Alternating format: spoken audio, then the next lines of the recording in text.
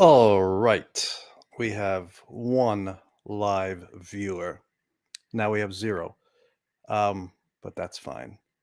I didn't think I would be doing a live stream so quick, but something happened yesterday that I wanted to share because I know a lot of people on YouTube do not follow me on Twitter. So a lot of what I talk about on Twitter may be new to you.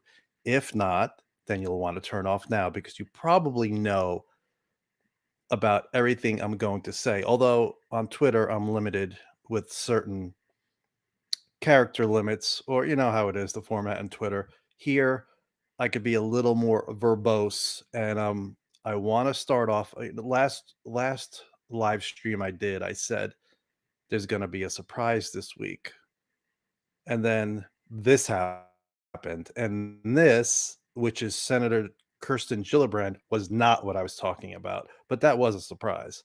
I did not expect her to grill Robert Storch. He is the nominee for the new Inspector General for the DoD. And basically, I'm reading Wikipedia. The Office of the Inspector General is a generic term for the oversight division of a federal or state agency aimed at preventing inefficient or unlawful operations within their parent agency. And there are lots of smaller, other inspector generals for other offices, other agencies within the government. He is for the entire DoD. And Lue Elizondo has an inspector general evaluation with how the DoD has handled the UFO issue and how they've handled him when he came out and started speaking in 2017. So we're waiting to hear back on that one. The inspector general's name is Randolph Stone. I have a lot of that on my Danny Sheehan ridiculously large transcript, which I have not put out. There's one more interview I want to transcribe before I put that out. It's like 70,000 words, so it's ridiculously long. Also, a lot of it's repetitive because Sheehan repeats a lot of the same things in various interviews. What's up, Mike? How you doing? Troubled Minds here.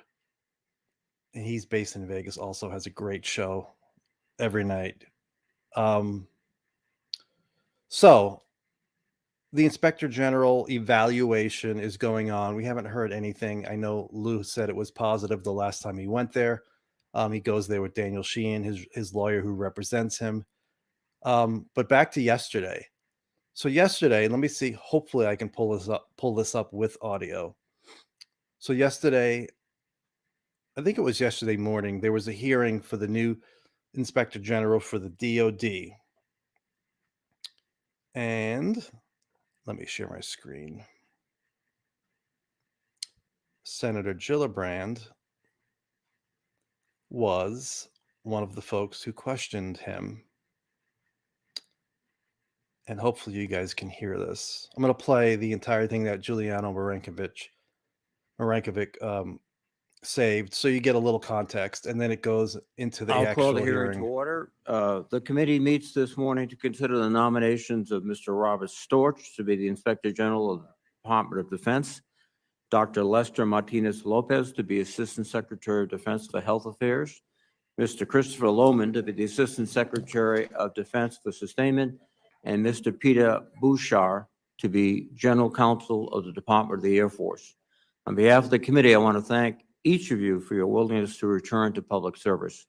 Mr. Storch, you are well qualified to be Inspector General of the Defense Department. In addition to your current role as the IG for the National Security Agency, you served as Deputy IG of the Department of Justice from 2012 to 2018. So he's currently the Inspector General for the NSA. So current Inspector General for the National Security Agency. And now he's up for the Inspector General job for the entire DoD, Department of Defense. There are a number of important duties that will require your attention within the department.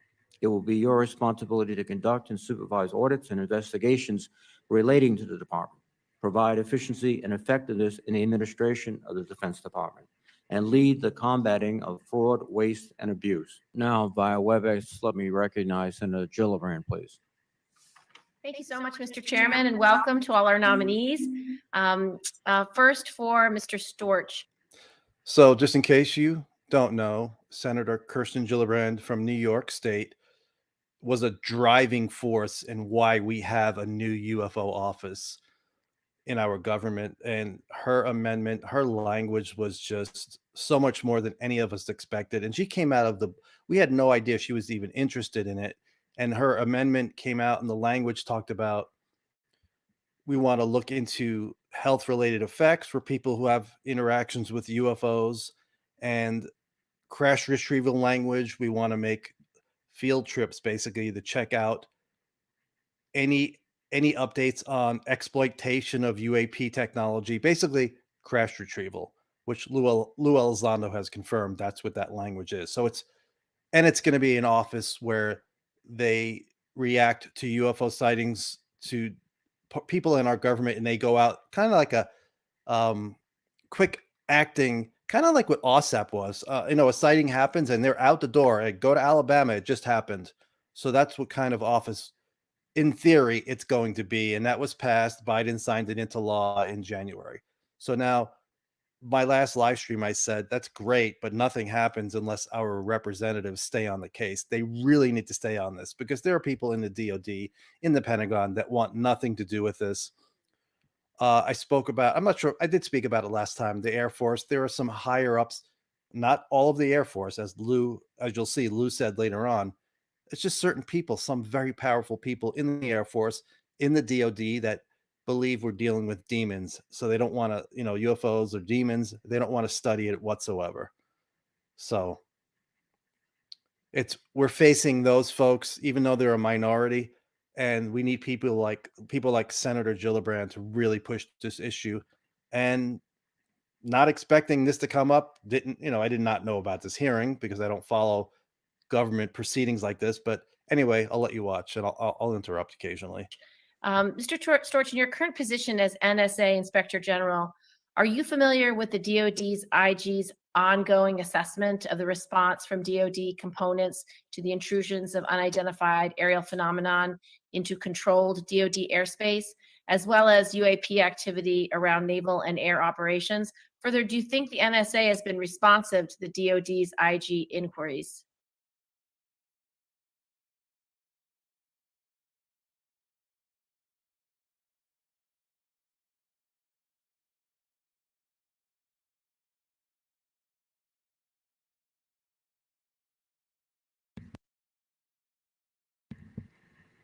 I was muted, sorry. So it makes me wonder, she asks, let me go back a little bit. Mr. Storch, in your current position as NSA Inspector General, are you familiar with the DoD's IG's ongoing assessment of the response from DoD components to the intrusions of unidentified aerial phenomenon into controlled DoD airspace, as well as UAP activity around naval and air operations? Further, do you think the NSA has been responsive to the DoD's IG inquiries? That question makes me think that the NSA has not been responsive to the DoD's inquiries. If you remember last year, when we were waiting for the 180-day report to come out, Brian Bender put out an article saying there were various government agencies that were really resisting giving up any UFO data, and it was a problem. So I'm thinking NSA was part of the problem, and she's asking him, "Are you aware of how they reacted to the DoD? Were they forthcoming?" So I'll let you hear his answer. I'm going to continue to interrupt. Thank you for the question, Senator. I'm afraid that's not an issue with which I am currently familiar. However, if confirmed, I certainly am willing to look into that and to take any action that's appropriate. Yeah, just confirm me, and then we'll get back to it later on. Well, thank you. And if confirmed, can I have your commitment to sustain this comprehensive assessment until it reaches its appropriate conclusion, including the possibility of follow-on actions such as audits or investigations if the assessment recommends as much? Well, again, I honestly am not familiar with that particular review, but as is typical, I think, across the IG community, when a new IG comes in, if they're pending matters, those would continue in the office, and it would be perfectly appropriate to examine them. And if I am confirmed, I can assure you that anything that's pending when in the office, I'll give my best attention to. And if there's appropriate follow-up to be done, we'll do it. Pretty generic answer. Yeah, of course. I mean, that's what my job is. I mean, that's what we do. UAP, anything, doesn't matter. I'm going to do it. No problem. Just confirm me and we'll get back to it. And he also, remember, this IG thing's going to take a while. Once the evaluation is done, and if they recommend X, Y, and Z, and this investigation needs to be done, then that needs to be done. So it's going to take a while. As Lou has said, sometimes they take a few years. So people need to be patient. Okay, so since you aren't familiar, can you please familiarize yourself with this issue and respond to both of those questions in writing before your confirmation, please? Yes, ma'am. Okay. So That should be IG. Well, that in- reaction, Enforcement recommends as much. Well, the office, Can you please familiarize? so basically familiarize yourself with the subject, and then your homework is to write it down and then submit your answers and what you found, and then we'll go from there. And his reaction is classic. He obviously does not like that. I don't know if he has any knowledge of the UAP issue and he's just lying to her, or or he really doesn't know. But either way, you could tell he doesn't really like being told, you need to do this, and before we even confirm, you get back to me in writing with what you find. Yourself with this issue and respond to both of those questions in writing before your confirmation, please. yes, ma'am. That little eyebrow thing. So anyway, that was that. And yeah, she's great. Obviously, as you'll see as I go through the long Lue interview, Lou said that her staff is very, very smart. Of course, you would expect the senator's staff to be smart, and they're very engaged. And I think a lot of this is coming through Lou and Chris to her staff, and then her staff is updating her. But if she wasn't interested in it, then she doesn't have to take the recommendations of her staff. I know she was on intelligence committees, and she's been on intelligence committees. So whatever briefings took place, whatever videos were shown, she had access to those videos. We still don't know what they were shown, but Lou said that, last year he said when they came out of those briefings, these senators were like, well, that certainly isn't ours. So let me go to, hopefully I can do this right. It should not be that difficult. Let me go to Lou's interview from last night. So Lou was on Jimmy Church, and I should be able to pull this up mostly full screen. Damn it. I hope. Maybe not. So Lou was on Jimmy Church. I think I just go full screen here. Lou was on Jimmy Church last night, and I am not the biggest. Damn it. I had this before, but it was going straight. So anyway, back to Storch. It was good to see her staying on it because we hadn't heard anything in a little bit. I mean, it's only been it was made a law in January, so people need to have patience, and that's pretty quick because I don't think anybody there's the full screen. I don't think anybody expected to hear anything this week, but she's on the case. So that's good. Just know that she's on the case, and she's not the only one. We have Senator Rubio, we have Congressman Gallego.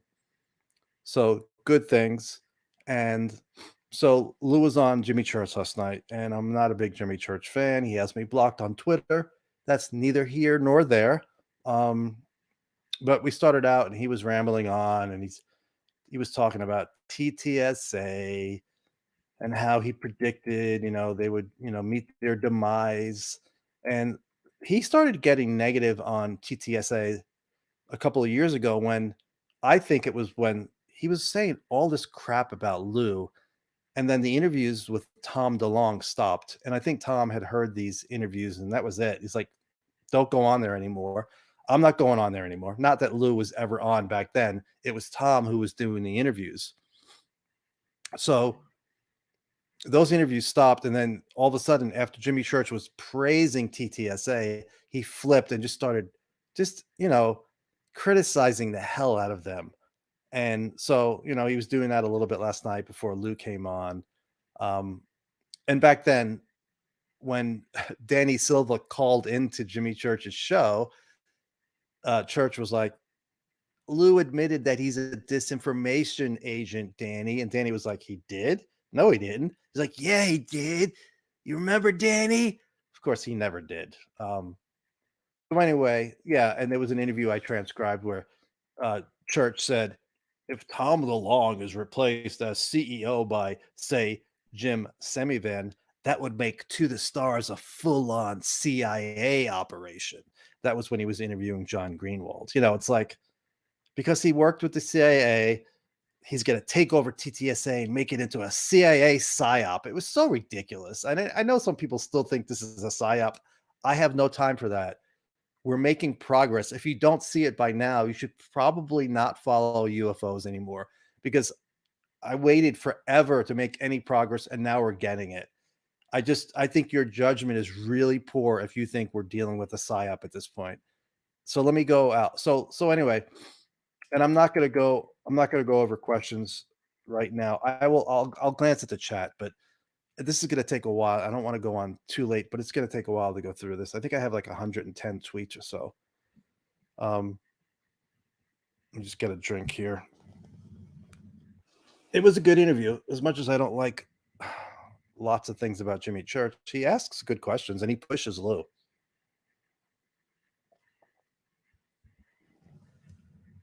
So anyway, Lue starts off and says, he's not smart. All the brains are on his wife's side. And as far as all the haters, he's like, anytime you stand up for something, there's going to be people out there because you're challenging their preconceived notions or narratives about what's going on with UFOs. And you hope those folks jump on the bandwagon, or they just agree to disagree. But there are people that are not doing that. They're just coming at Lue really hard. So, what is he going to do? Those folks will never give up. They're going to just try to, there was a documentary, which I didn't watch, that was just an attack on Lue. I think it got pulled down because of copyright issues. But at this point, I think for me, it's a waste of time to even deal with that stuff. I personally want to focus on trying to do my best, and don't misunderstand me. I'm not somebody that thinks I could figure out what's going on, but there are certain things, if you look at the evidence, you can have an idea of maybe what we're dealing with. And I would love to focus on that and not, but I still like the, everyday goings on of what's going on, nuts and bolts. I still like that stuff, but you hear me talking about possessions and poltergeist and that stuff. There's a connection there with UFOs, whether or not whatever intelligence, and I'm going off on a tangent here, but whatever intelligence is responsible for poltergeist activity connected to UFO sightings, I don't know if that's what we're dealing with as far as all UFO sightings. It's all related to whatever intelligence is creating the poltergeist activity, or it's something separate that's mimicking UFO activity. Maybe it's totally separate from whatever else is here interacting with us, and this other intelligence, or that people think is demonic or whatever, parasites, which I like better. Maybe they're mimicking UFOs to trick us into thinking, looking, deception, misdirection. Look over there, look at the UFO. Meanwhile, it has nothing to do with extraterrestrials. So that could just be something separate, or it could all be one thing. I don't know. If I had a bet, I would think it's multiple things going on, the multiverse. I know Lou talks about quantum physics and quantum mechanics, and this guy Paul Eno, who has dealt with poltergeists and possessions and UFOs, he thinks it's multiverse. We're dealing with different beings in different dimensions, just entering our world. Anyway, back to Lou. How the hell did I even get there? He goes, Lou's real concern is that there are folks who believe the crap that is being spewed by the haters because they don't know any better. the people who believe it. They don't know any better. They listen to the haters and they're like, "Oh, really? Lue is a disinformation agent throwing at he's part of a psyop." So Lue thinks that's criminal. The people who are spewing that garbage, it's criminal and reckless action. Um, he's here to provide the truth as he learned it in ATIP and do it in a legal way without breaking his security oath and push the ball forward. And then he doesn't mention Greer by name, but he talks about going out on the weekend and charging a lot of money and dropping flares from a plane. And, you know, he says, you had your chance all these years. You had your chance and you blew it with your snake oil. And I mentioned $1,700 to have the experience. He's obviously, there's nobody else that charge. I mean, there are other people that charge a lot of money, but I'm pretty sure he's talking about Stephen Greer there. And he compares their behavior where they're like, my way is the only way. He doesn't say this, but there are certain people he say that have a narrative, and one of them is Greer, where all extraterrestrials are here to help us. They're our space brothers, and and people like that don't want to hear other opinions. And he compares that behavior to dictators, which to me was a little bit much, but I understand what he's saying there. So those kind of folks take advantage of people who desperately want answers, and you see it on Twitter.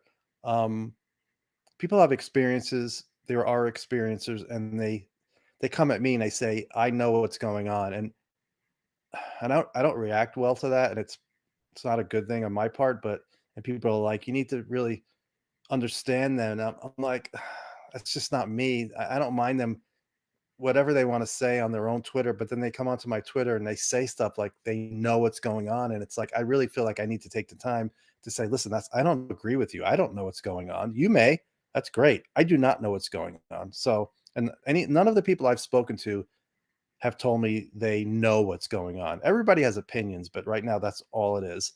There may be people who do have more information. I know there are people that have more data than us, but I don't know if they have the complete picture. I don't think anybody does. And even if they, in theory, met some beings like Holloman supposedly really took place, who knows if whoever those folks were that came down and landed, if they told the truth? I don't know. So Lou says, don't be surprised if some of these snake oil salesmen are criminals themselves. And then he called us UAP Twitter. We are not UAP Twitter. We are UFO Twitter, damn it. Because those folks that are taking shots at him, they're not in the meetings in Washington, D.C. with senior executives and senior military folks. He just got back from Washington with Mellon, and it was one of the most successful visits we've ever had in Washington, he said. It's like, think about that. These last 4 years, we've had so many great things happen, and now we have the NDAA. It's a law now. We have the UFO office, and we have language that talks about human effects. And then the other day was the most successful visit they've ever had in Washington. So that tells you that's pretty amazing. They're making progress and things are getting better. Still, I think we're still in for a long haul. But for me, it's just great what's happened since 2017. And then Jimmy Church says, Lou, you called me a couple of weeks ago, right? After your DC visit, and you said the shit is about to hit the fan. And Lou said, yeah, Senator Gillibrand, Senator Rubio, Congressman Burchett, Tim Burchett, they've done more for this subject, and Gallego, of course, and other folks. They've done more for this subject in the past year than any lawmaker since Senator Reid, Senator Inouye Stevens, and the late and Glenn. They're all gone, by the way. Reid, Inouye, Stevens, and Glenn have all passed away, which is sad. But those guys are going to go down in history books one day. They helped push for the OSAP program and made it happen. A lot of people don't mention Glenn. I'm glad Lou mentioned Glenn. George Knapp is the first that reported that Glenn was actively involved in this, had an interest in UFOs. So Lou says the staff members for all those people are doing the trench work and making the magic happen behind the scenes. Kudos to their staff. I'm not sure if Lou said that or me. Probably both of us.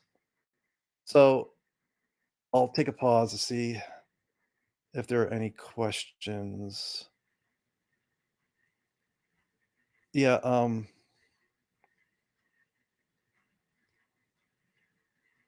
let's see, does that pull up? Jimmy, it just amazes, you know, people get mad at me for bringing that up, Michael. It's like he did it for so long. He was so critical of Lou, and it was not. It was a mean-spirited way. Ugh, he doesn't know what he's talking about. Lou knows nothing. You can mark it down right now. He knows nothing. It was just so pompous and so arrogant and so wrong. Not that I think Lou knows everything, but it's like he was saying that Lou knows nothing more than any of us. It was just and it does it bother me that Lou goes on his show? Yeah, it does, but whatever. Obviously, this is more important than any beef I have with Jimmy Church. I took my time last night to do it all and transcribe. That's not even a transcription. Some of it's transcribed, but it's quick what I'm doing because I'm trying to keep up. I'm pausing it, but you know, um, anyway, it's important. It's too important to even worry about the past. But yeah, it's really odd to see well, it's not that odd. I think Jimmy realized if he flipped, it would be great for him and ratings, and his fans would eventually come around. They'd forget about David Wilcock and Corey Good and Emery Smith, those folks he gave so much time to, and now Lou's his best buddy. Lou, I'll give you a call tomorrow. I mean, he kept saying that. It's like, all right, we know you speak to him. You don't need to tell us over and over you're going to talk to him tomorrow on the phone. My God. It's like when he went, this is off subject, but when I went down to a UFO megacon in Laughlin, Jimmy Church was, I think he paid the tip. We all ate dinner. It was like drinks and everything. And he was just saying so loud, is it good that I tip 30% everybody? Is that a good tip? It's like, why are you telling everybody this? It's like, oh my God, shut up. Anyway, he does a good interview, and this topic is too important. So anyway, let me get back to this. And yeah, as far as people who have answers, it doesn't make me suspicious. It makes me turn inward. It makes me just like shut down and like nobody knows. Maybe you're right. Maybe some of what you're saying is right, but I have an experience. I have experience with so many channeled books that claimed to know the truth. Um, they're not all right. Maybe little bits and pieces come out to be right. For the most part, it turns out to be not true, not accurate. Anyway, so that was weird. Lou says intel and defense communities the intelligence and defense communities are taking this very, very seriously, committing resources, time, and talent and effort. Even the office of the Undersecretary of Defense for Intelligence, I think they've added an S, and security now. That was his arch nemesis, the office he came from, and they were really not happy with this. And he was so worried they were going to try to overtake this and really shut this down. He goes, even that office seems to be trying to work on this topic in an amicable way. And if you remember on Twitter, I was like, people were so worried about the AOI MSG office and the USDI, and I was like, I think we just need to, and this was right after the NDAA had passed, and I was like, just let things calm down. Don't be worried about it yet. Let's just see what happens. And according to Lou, they're starting to come around. It doesn't mean we're having smooth sailing because there are still people that don't want this to happen. But I have no doubt it's going to happen. They may slow things down a little bit, but it's going to happen. So just if you're patient, you'll be fine.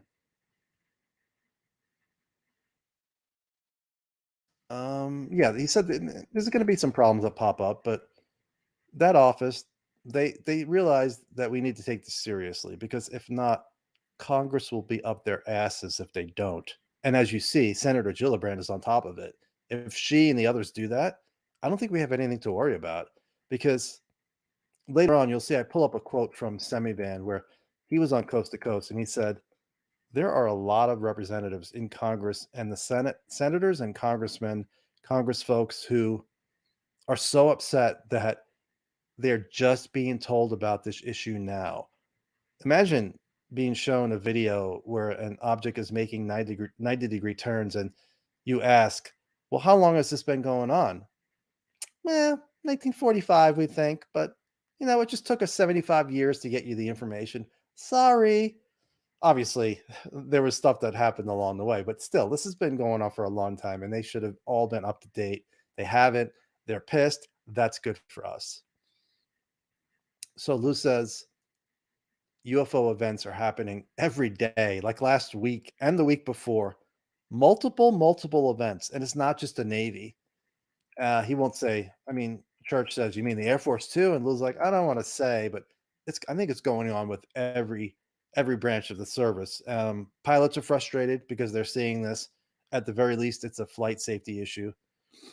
And Lou says that Christopher Mellon's letter in the debrief, which I should do a video just on that because it deals with the Air Force and how unhelpful they've been with this issue. It's focused on the Air Force. And Lou says that letter made it up to some of the highest levels of our government. And he says some recent events are like Tic Tac like events and some other types, but he won't elaborate. And we just know that these objects have been seen in multiple different forms. And he reminds us that, the future reports that are in the NDAA, the UFO language, the Gillibrand Amendment, requires a few, some of that to be unclassified. So we should get some new information this year. But, after the last one, it wasn't blockbuster. Maybe this one will be better. We'll see. He says the new system of reporting is working, encouraging people to report their sightings. And he praises DNI, head of DNI, Department of National Intelligence, Avril Haines, and Senator Bill Nelson, the head of NASA. He says folks and services and agencies are all having conversations about the same thing, UFOs. He goes, what a difference 4 years ago. Yeah, nobody, as far as we know, it was a handful of people. Now it's becoming more and more. It's picking up momentum. It sucks that we have everyday life to deal with COVID and, threats of invading Ukraine and, all, inflation and all that stuff. But because this is possibly an existential issue for the human race, something that will affect us all, but we have to live our lives too. So we all have to pay our bills. It's hard for me to get my family involved and friends because I think they're just worried about their lives. You would think they would at least chime in on a Facebook post of mine where I posted the Gillibrand question and answer, but no, it's like they don't care, or they're afraid, or I don't know what it is. And then Church says we need a UFO czar. Is that you? And Lou says, I'm not going to speak about me. He goes, there's a lots he can do on the outside and the inside.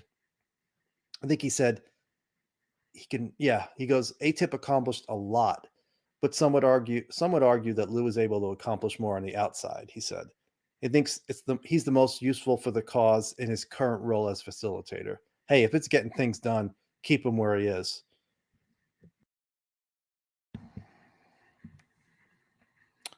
Lou does think a UFO czar will be named. And his name is David Wilcock. No, kidding. Still, some bureaucratic challenges and some folks need to retire. I said it in my first tweet last night. I think it's March 4th. I am interviewing Lou, which is a long time coming. I should have tried to interview him a long time ago. Don't ask. It's a stupid reason. I was just trying to keep my distance. I want to be, what's the word? Unbiased. So, because I have a tendency when I start talking to people and I become friends with them, like Eric Davis, I became friends with them, but I'm still able. So it's like, you want to keep your distance because you want to be unbiased, but just because I'm friends with him, it doesn't mean I agree with everything he says. So I should have reached out to Lou a long time ago. So I will make sure. I'm definitely going to bring up the Air Force and how I heard that it's still a big problem. Their academy is located in a part of Colorado where it's evangelical churches are everywhere. And it's just, that's not the only issue why this stuff is secret. It's a big issue though, because they think it's demonic. And if we study it, we're opening up that door and we're giving them strength. So, I mean, they think they're saving the world, these folks, with their beliefs systems. I'm fine with the belief system. I'm not fine with telling us what we should and shouldn't do. We need to study this. Of course, if they're right, you always have to leave that door open. But we're too inquisitive. We want to know. We want to figure out what the hell's going on. Um, I don't think they're right, but you know, we could talk about that on another video about Skinwalker Ranch and how this intelligence, whatever it is, seems to thrive on the more people who visit. It attaches to them and then it travels elsewhere and it spreads like a virus. So who knows? I do have my mind open to some negative possibilities and positive too. So anyway, yeah, Lou says those people need to retire already. They're causing the problems, but he has faith and confidence that those folks will be part of. Lou has faith and confidence that those folks causing the problems will not be part of the final format. They will not be in the loop. That's a typo on my part. And then Jimmy Church says, "Did you and Mellon assist Gillibrand with the text of her amendment?" Because everybody's like, "This smells of Christopher Mellon and Lou." They had to have spoken to the staffers and said, "This is what you should focus on." And Lou's like, "Listen, Senator Gillibrand is no dummy. Look up where she went to law school. She's really smart." He goes, "But her staff is amazing." Lou won't answer whether or not they helped. He goes, but he and Christopher Mellon have always been there to answer questions and help whenever they can. And Senator Gillibrand is a very quick learner. Lou's like, "We've got one shot to do this, and we got to do it right. So let's do it correctly and take our time." And he says Christopher Mellon's one of the smartest individuals he's ever met. He's playing 3D chess, and I'm playing Foursquare. I think he means tic-tac-toe, Foursquare. I don't know what Foursquare is. He's truly one of those rare masters you get once a century. And then somebody says, "Does Lou prefer Home Depot or Lowe's?" And Lou goes, "Home Depot," because he spends so much money there. And he goes, "They'll probably erect a statue of him in front of the store because he goes there so much." He does his own carpentry and plumbing because he's too cheap to hire somebody else. Now, since he's done that, his wife, she always asks him to fix things, and he's helping neighbors fix their problems. And he says he has all of the Home Depot aisles memorized. If I could pull up before we go off the air, somebody tweeted out a picture of Home Depot, and there's a golden statue of Lou, and they tagged Home Depot. Say, "Come on, Home Depot, make it happen." That would be amazing. So here we go. So Church trying to show he's not biased. "Some trust Lou, some are on the fence, and some don't trust you. Should I, Jimmy Church, trust you, a disinformation special agent?" And Lou goes, "First off, counterintelligence isn't a disinformation special agent." I was so glad he spoke up. The stupid crap that he and other people spew. He goes, "That's the work of psyops." And then Jimmy tries to backtrack, but Lou says, "Your description of my job was incorrect." And Lou says, "My job was to capture terrorists and spies. Whether you trust me or not is not up to you. Is up to you. Do your homework. If you don't like what I'm doing, don't listen to what I have to say. The last 4 years of progress speaks for itself." And then Lou takes another shot at Greer without naming him, mentions the $1,700, and he says, "Look at my track record and judge me on that. Did I deliver on what I said I was going to deliver on? That's it. If you don't want to trust me for other reasons, that's fine. I don't care." He goes, "The only ones he wants nothing to do with are fraudsters." He's fine with opposing viewpoints. He doesn't want to deal with fraudsters and hoaxsters. They're not welcome. He hopes those folks don't trust him and stay away. lets him focus on real disclosure.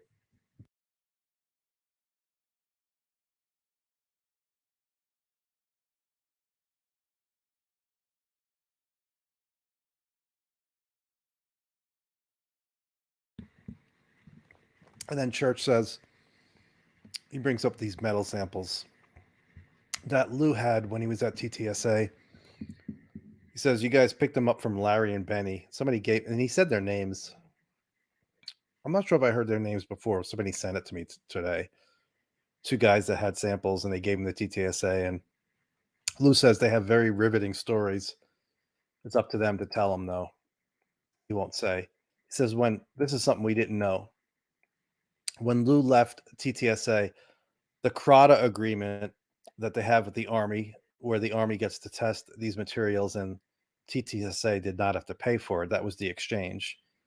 He goes, the agreement went with him, Lou. So because Lou was the signatory on it, I didn't know that.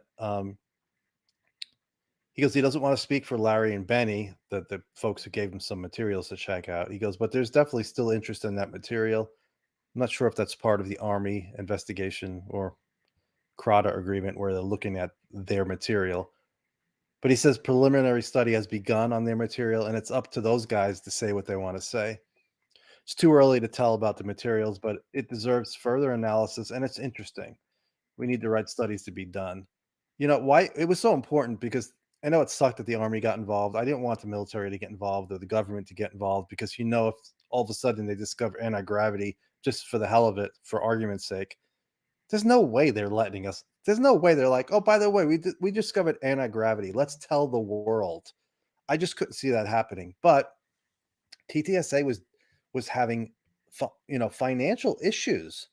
You know, they didn't get to do what they wanted to do. That was a big problem. Whether it was paying Lou, paying Mellon, paying people, paying for studies of metals, whatever, that was a problem. So the Army was the solution. Wasn't the best solution, but that's where they went. And Lou says, make sure you know that those two names, Lou, Larry and Benny, he did not give them to Jimmy Church. Jimmy Church came up with them on his own. Wasn't that because I guess there was an agreement. Lou wasn't going to speak about them, and he said, "I didn't tell you. Just tell everybody. I didn't tell you those names." And the book, Lou's book, says it's coming along quite well. Not easy, and it takes a lot of time. You know, you can't just put your thoughts on paper. You need to back it up. And he wants people to read the book and say, it was a moment in time that changed the conversation. It put out info that was absolutely irrefutable. I don't know how a book's going to do that, but I cannot wait to read that book. Obviously, we all can't wait to read it. And I hope I hope he sells millions of copies and people are educated. I don't know what's going to be in the book, but if it's anything like Skinwalkers at the Pentagon, which I love and loved reading, it's going to be good. It's going to push us forward and learning more and more, which is a good thing.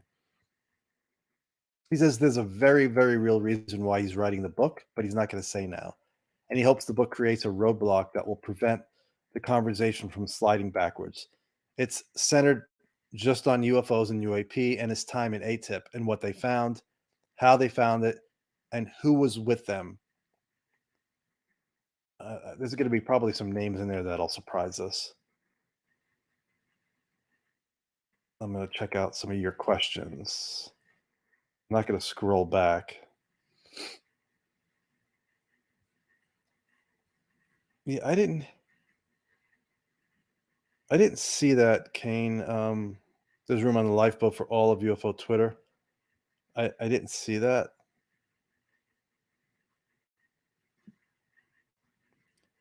Anyway, all right. Church says, do you consider yourself someone who knows secrets or someone who is trying to get at that info? He's basically saying, because Jimmy Church has said in the past, Eric Davis, Lue Elizondo, they don't know the secrets. They're not the ones who know the real secrets are people whose names you've never heard. Yeah, there are people above them. There are people who work in the special access programs. There are people who are on that bigot list. They have access. I don't think Eric Davis has access. I don't think Hal Puthoff has access. They know stuff and they've learned things from other people. I don't know how much access Lou has had, but it's like, anyway, Lou goes, listen, we know secrets. I know secrets. I had a security clearance. I can't share classified information. But he can share unclassified information that's never been revealed. Um, Hopefully that'll be in the book because, as I've said before, I think I've been told information that's obviously not classified, but it's sensitive, and I'm told do not repeat this. So it's like I don't like that because it's not classified. Let me repeat it, but I'm not going to burn the people who give me information. Um, the way I can get that information out is I will go in a certain direction with my reading, and I don't want to call it research because me reading a book is not research and sharing quotes is not research. But if you see me going in a specific direction, that means I might have heard it from somebody. Not everything. So it's kind of hard for you to judge that because I'm not going to point it out when I do it. That would basically be burning a source. So he said ATIP did a lot of classified work. And then he reads the headline. It's an article in the Sun, which I haven't read yet. Life Beyond, and it was a couple of days ago. The NSA warns aliens could contact humans through high frequency signals, as experts say, we're not alone in the universe. It was a declassified document from the NSA, National Security Agency, called Communication with Extraterrestrial Intelligence, explains the various ways aliens could communicate. And that's the link. Lou thinks that, and it deals with a specific report, an NSA report, and he thinks it was declassified because of the conversation we've been having over the last 4 years. He says that means it's not just the DoD or the CIA or the Air Force or the DNI, it's also the NSA. Everybody is involved in this, which sounds great, but let's see if they actually give up their data, UFO data. In the book, he says,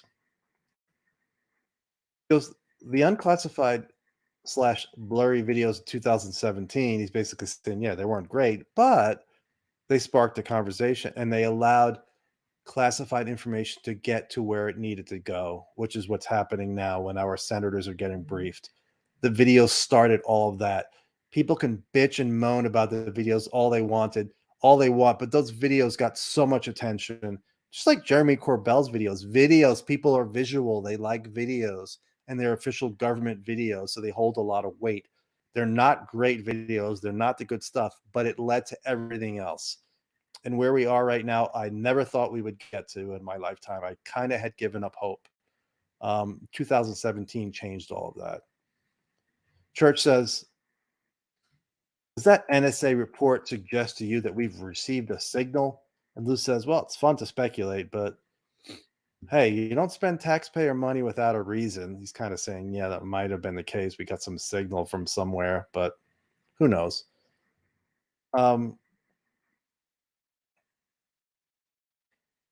Church says agencies are used to not cooperating. Government agencies, they're used to not cooperating and not communicating to the public, to Congress, and other agencies.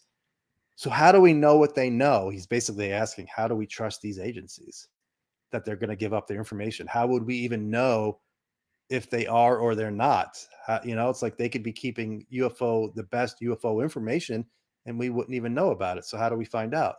Lou says, they weren't cooperating, but that is changing. It's starting to work. Needs to get better, but it's a start. They're having weekly meetings in certain agencies. They have working groups, video teleconferences, and reports to Congress.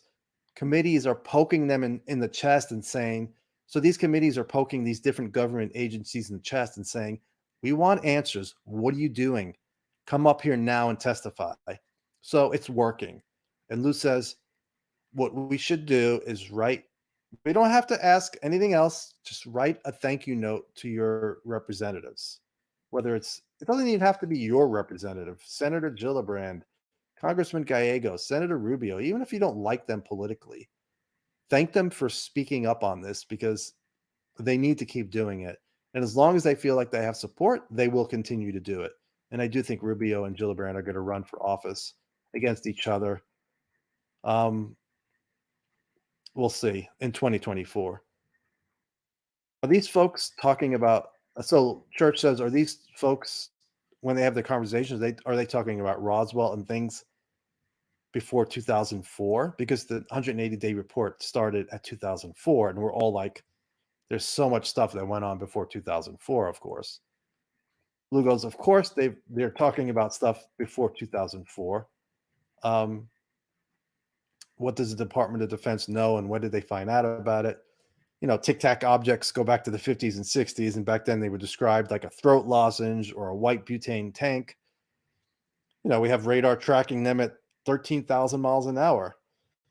And then Church says, what do you know about Roswell? Did you investigate it at all? And Lou says, in ATIP, we were aware of Roswell, but focused on current military cases. Roswell is important, but it's a cold case. Military folks, they don't want to talk about 50 to 70 years ago. They want to talk about, if we have a sighting today, do we need to shoot it down? Do we need to defend ourselves? Which I understand that. That's what they're focused on. But in the past, last October, Lou said, my personal belief in Roswell, 100%. But I can't speak officially, and I can't discuss about anything else that may or may not have transpired. So if you trust Lou, which I do, Eric Davis says the same thing. They covered it up. Whatever happened there was, they don't say alien. I think Eric Davis says alien. I think he mentions bodies too. But Lou believes Roswell 100%. And then Church doesn't let it go, which is good. He goes, did you learn about Roswell? What did you learn anything about Roswell? And Lou says, I'd like to think so. I mean, here's an important part. You talk to enough people, you hear enough things.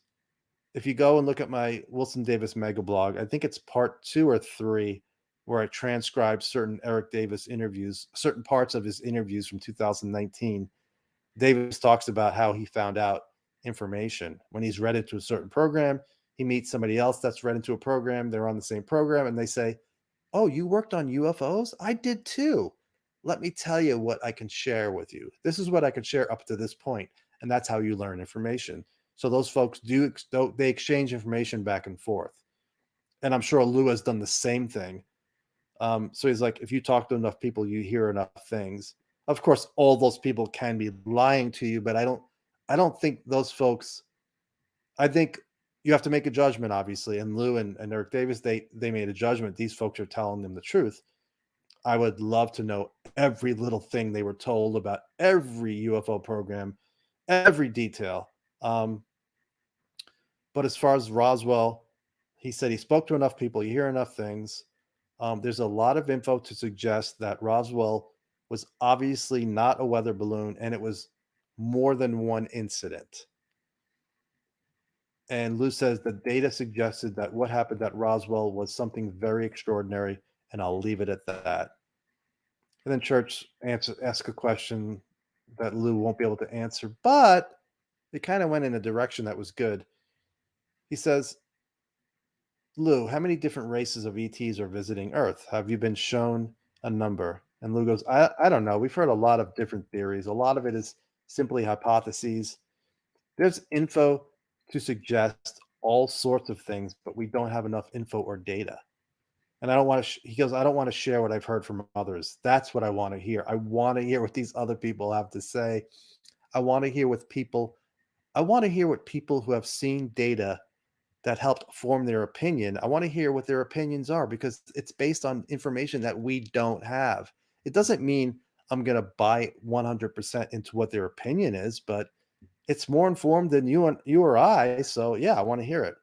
But Lou says it's conjecture, and then folks will say, well, then he's talking about people in our community. They'll say, well, there's 9 races and blah, blah, blah, blah. He goes, that's great, but you don't really know, right? You don't know, which I do say. And I'm sometimes mean to people. I'm like, you don't know any of that. It's all opinion. Lou says, this is interesting. The way the CIA would handle it is you look at different vehicles, different shapes, different performance characteristics and utility. And based on that information, you decide, you say, are there different occupants? And if so, how many? So if you have 5 different types of craft and you would think there are 5 different occupants, 5 different species, that's me talking there. Luke says, are they from different places? Um, are they from different place? Based on that information, you come up with your opinion. Are they from different places? Do they have different purposes? Are these craft, different performance characteristics? And the church says, it sounds like you've already had this discussion with somebody in the CIA. And Lou goes, I can't go there. So I'm sure he has. I'm sure he's had lots of great discussions, and maybe one day we'll get to see it in a movie, a documentary, and then a scripted movie. I want that. Then Church asks about Bigfoot, and he goes, yes or no? And Lou goes, I have no idea. Cryptozoology is very interesting. So cryptozoology is, study of unknown creatures, Bigfoot. I guess Loch Ness Monster would fall on that. I don't spend time on the Loch Ness Monster, so I really don't have an opinion on that. But Lou says there are new species that are always being discovered. So it's possible. Some colleagues of his during the OSAP years were looking at Bigfoot. He goes, it would be great. I wouldn't mind going. Lou goes, I wouldn't mind going out Bigfoot watching with a beer and a rifle and night vision. That'd be a great time. And I'm like, I'm sure everybody said, a rifle? We don't want to shoot them. And Church is like, oh, that sounds good. I just wouldn't do a rifle. So I agree with something. I agree with Jimmy Church on something. No rifle.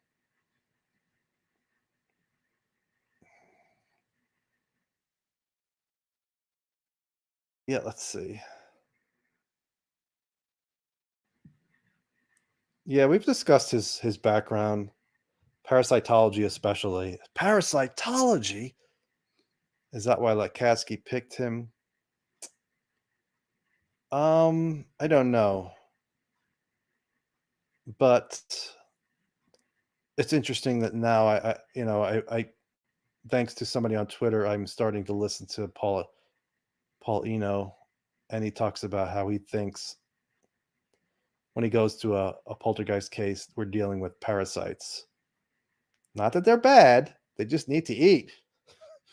And it's the whole controversial, they eat negative emotions. That's what they feed off of. So anything negative. And I've had people tell me when they were having problems in their house, they had certain sightings of certain orbs when there was negative energy, fighting going on, trouble. But I'm not going to get into that now. But yeah, his parasitology background is interesting.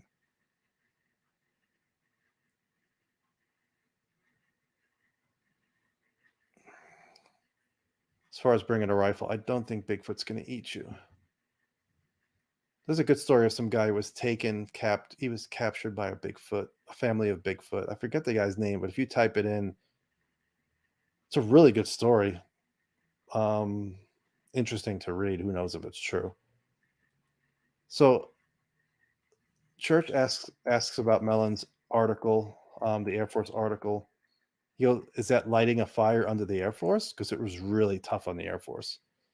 Lou says, it will certainly cause them to be angry, but I don't give a damn. They need to do their job. And he mentions the Secretary of the Navy, how he came out several months ago and said, they know UAP are real. And Kendall is the Secretary of the Navy. And I remember when he came out, I was like, really? He goes, we know UAP are real, but they're not a priority because we don't know their origin. We can't confirm if they're a threat. And Lou's like, that doesn't make sense. Air domain awareness is the responsibility of the Air Force. And Lou said he's worked with some of those Air Force folks, including Air Force OSI, Office of Special Investigations. Ooh, he's like, people have these, negative connotations about all those folks, but he's like, they're great people. He goes, they're great people. The problems are coming from high up in the Air Force. And then I mentioned the other day, last week I was tweeting articles about certain evangelical Christians who are very high up in the Air Force, in other parts of our government. And my Collins Elite tweets, which I talked about last time, those folks who are convinced it's basically we're dealing with angels and demons. The UFOs represent the demons. So that's a big part of the problem. Not all of it. That's why this information is not getting out.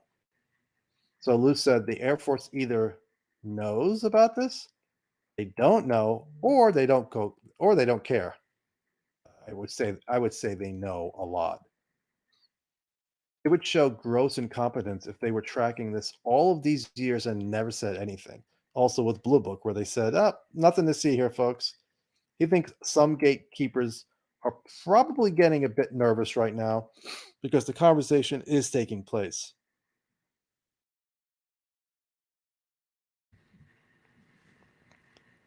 It doesn't matter what they think. They work for us, not the other way around.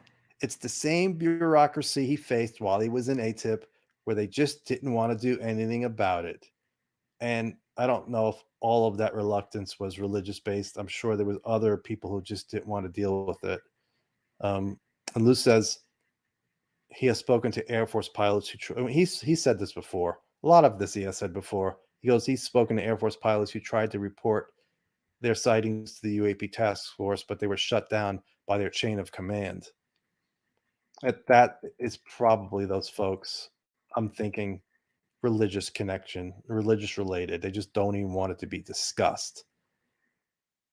I'll say one thing. Paul Eno, I was listening to a lecture of his today where he's the one who's been investigating paranormal, poltergeist, all that stuff for a really long time. He started out investigating with a priest. He had gone to seminary school, was later thrown out, but he was working with a priest on possessions, and originally thought they were dealing with demons. Then now he thinks it's just parasites.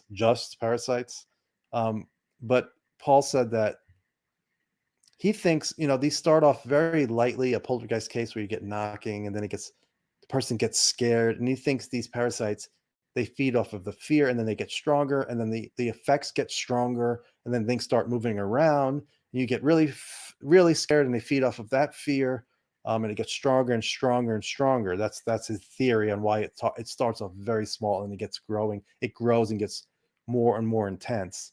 And then I'm thinking, that's how seances are. If you read stuff about physical mediumship, the seances start off with nothing. Sometimes these folks will sit in a seance for a year and not get any phenomena, and then it'll start up once again. It'll start off very, very small and then build, but there's no fear going on. Those people are singing like hymns and positive stuff. So if there is a connection between seances and the phenomena seen there and poltergeist, then I don't know why it starts off little and grows. That's a question I've always wondered.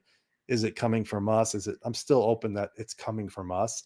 Some poltergeist activity, some of the stuff in the seance, it's coming from us. It's funny because in poltergeist cases, you'll see a hand manifest. In Leslie Kane's mediumship seance with Stuart Alexander, she saw a hand manifest.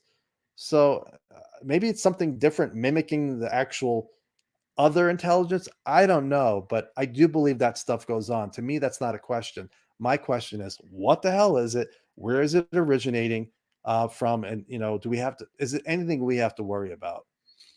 Like, yeah, if you have poltergeist activity in your house, like the people who went to Skinwalker and other folks who took it home with them, you don't want to deal with that. It ruins your life. It disrupts your life. But if you're somebody like who doesn't have any of that stuff, is it something that we should worry about, that it's going to turn into something down the road? I guess we need to find out what it is first.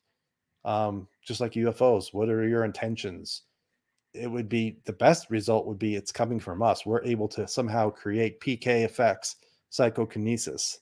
Then we don't have to worry about some other intelligence. But I don't, there's so many different opinions on that. Barry Taff, parapsychologist, thinks most of it's coming from us. So Lou says there's a systemic problem. Congress and the DoD are trying to do the opposite. If the Air Force, that's a problem with not transcribing. I'm not really sure what that means. If the Air Force doesn't want to tell the American people, fine. Of course, I don't think that's fine. He goes, but they better not. And I think he means that they're not going to jail for that. He goes, but and he didn't say jail, but he says, but they better not hide it from Congress or the Secretary of Defense or the DNI. At that point, it's a rogue element, and they don't want to go down that road. Yeah, that would be an amazing thing if they still fight and Congress. I don't know how Congress would handle that. They'd have to offer subpoenas? Would they ignore subpoenas to come testify? Are they going to destroy evidence if they believe that talking about UFOs and investigating them, it's going to ruin the planet and invite demons in? Maybe they'll be so desperate to destroy documents. I don't know. I mean, if they're really that strong in their belief, they're saving the human race. Who knows? You can't put anything past that. Lou says, I'm going to have to take a break and get another drink. But he says, if I was in Congress, I'd haul the Air Force up there on Capitol Hill so fast, you'd hear a sonic boom. And Jimmy Church says the Air Force brass are telling their folks not to discuss the topic in there are certain secure UAP chat rooms, and the Air Force is jumping in and saying, you need to not talk about that in those chat rooms. And Lou says there's certain elements in the intelligence community that actually want to shut those chat downs room. Why? They say it's because there's no funding. I mean, obviously, to run a chat room is not very expensive. And they both said that's ridiculous. And Church said, is there a way to get to the Air Force radar data and a way to get at it? Lou says yes. He thinks that will happen, but he's not sure if the Air Force will help with that.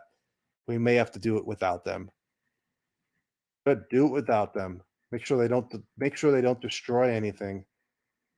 I have not followed the Trump story that closely, but supposedly he destroyed records, which I think is illegal.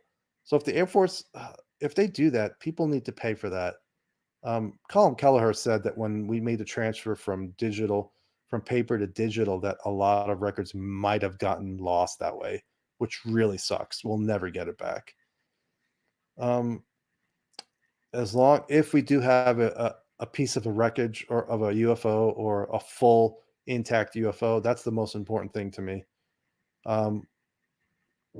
Because you can't recreate that. Can't recreate it. You can't have people can tell the story, but it's not the same thing as showing people, here it is. That's the most game-changing piece of information, is showing people, here it is. This is what we have. And Lou says he kind of got close to mentioning, the comparison between what he dealt with when he was at the OUSDI, and how the Air Force folks, the way they're obfuscating. He kind of getting close to saying it's a religious thing, but he didn't say it. He just says it's a small band of bureaucracy in the Air Force that's been staunchly opposed to this topic. Well, those are the Collins elite type of folks. He goes, most folks in the Air Force want this topic addressed. The Navy facilitated Navy folks going up to Congress to testify. Kudos to the Navy. The Air Force should learn from that. Lou is, we heard that supposedly that now there's some sort of new reporting thing in place for the Air Force. Lou says he's not aware of any Air Force regulation. He goes, that was put in place. He goes, that encourages them to report their UAP incidents. He goes, I'm not aware of any Air Force regulation that's been promulgated. It doesn't mean it's not there, but usually if it's there, he would be aware of it. So that's not good. That was Kathleen. That was in the 180-day report. It mentioned the Air Force had started something a couple of months ago. But he's saying that's not true. And then Church brings up how in the Gillibrand Amendment, crash retrievals are in there. Why would they include crash retrievals if there's nothing there, Lou? And Lou's like, I'm not at liberty to discuss anything related to CR. I think he said CR. But kudos to those folks for wanting to find out, find out and get to the bottom of it. And they were given information by Eric Davis to go look for that information. So I don't know if they started to look yet, but for folks who don't know, Chris Mellon said on CNN, on Michael Schmerkanish, saying, I was there with Eric and he provided them information. So if they want to look, they can go look. And Church brings up the Gillibrand Amendment and health-related effects. And Lou goes, there's no secret we were looking at potential biological effects UAP might or might have on biological specimens. Then he brings up Havana syndrome, but he wasn't making a UAP UFO connection there to Havana. He goes, how Americans are getting sick. He goes, but either UFOs or not, if there's an advanced tech out there that's harming humans, we need to get to the bottom of it. And then he mentions the whole comparison between threat and hostile intent. You know, if you're at an airport and you stand behind an engine of an airplane, that's a threat. You know, there's not hostile intent. You're just putting yourself in harm's way. Just like if you get too close to a UFO when it's, sorry, Hal Puthoff says if you see a UFO about to take off, it's on the ground, it's about to power up and take off, just stay away because you'll get radiation poisoning. So basically, yeah, it's a threat to our health, but are they intentionally, you know, hostile to us? We don't know. But we could look, he goes, we could look at the biological consequences from being too close to these craft and then figure out what caused the injuries. You know, what kind of technology is it? You know, Kit Green spoke to Jim Peniston, and Peniston is basically saying we could look at the tech, figure out where the technology is coming, what type of technology it is by looking at the injuries, and then maybe what kind of propulsion, because that's obviously we want to exploit the propulsion because that's what governments do, unfortunately. You know, we want to exploit. Unfortunately, that's the world we live in. You know, in my world, my make-believe world, we all get along and we just want to figure out what this means for humanity. Maybe one day we'll get there, but right now, technology and the use of this technology for a weapon is what reigns. You know, it rules the day. And I mentioned the Peniston Kit Green conversation, and then Jimmy says, "Are UAP under intelligent control? Are they occupied?" And Lou goes, "Yes, there's conversations that are ongoing about those, you know, those questions." In previous interviews, Lou has spoken about occupants. I'm not sure if it was on Andy's That UFO podcast. I know he spoke about it on the Theories of Everything with Kurt, where he said, which I am partially done with that transcript. I'm not sure if I'm halfway done. That's a long one. But Lou has spoken about occupants, and he said there was pictures. You know, not all of them are the same fidelity, clarity. Didn't speak about that with Jimmy Church. Lou says there's lots of haters out there. And he jokes that a lot of the haters are probably just three people using different names. And Jimmy goes, I just want people to know, Lou, we don't agree on everything, but we can discuss things like adults. Yeah, that's pretty much most of us are like that. I don't need to hear that you're such an amazing, I'm sorry, it's just annoying. It's like, I don't agree with everything Lou says or Mellon. I've been angry on Twitter when certain things were said. So what? For the most part, I can get along with anybody. I mean, there's a couple of people I really try to avoid, but it's like maybe on one hand I can count people like that. For the most part, we can disagree. We can agree to disagree. So I don't know why he thinks he's so special, but I digress. I was going to say about people I disagree with, and I forgot where I was going.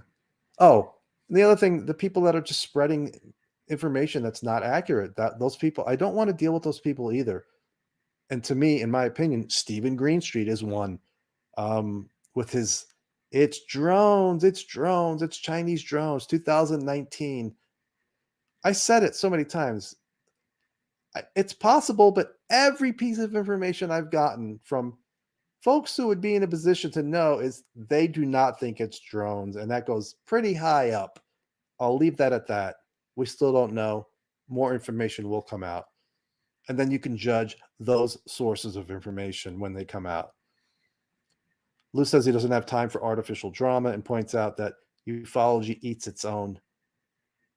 Lou says, if you're a hater, you're really going to hate me because I want to obliterate ufology as we know it, which I think is a good thing as we know it. Because I want to destroy it. I want to crumple it up and burn it and rip it into 1,000 pieces and put it through the shredder. And hopefully what comes out of it is something much more scientifically focused. And I say like the work of Ted Rowe, who works with NARCAP. Ted does some great work, and he had an amazing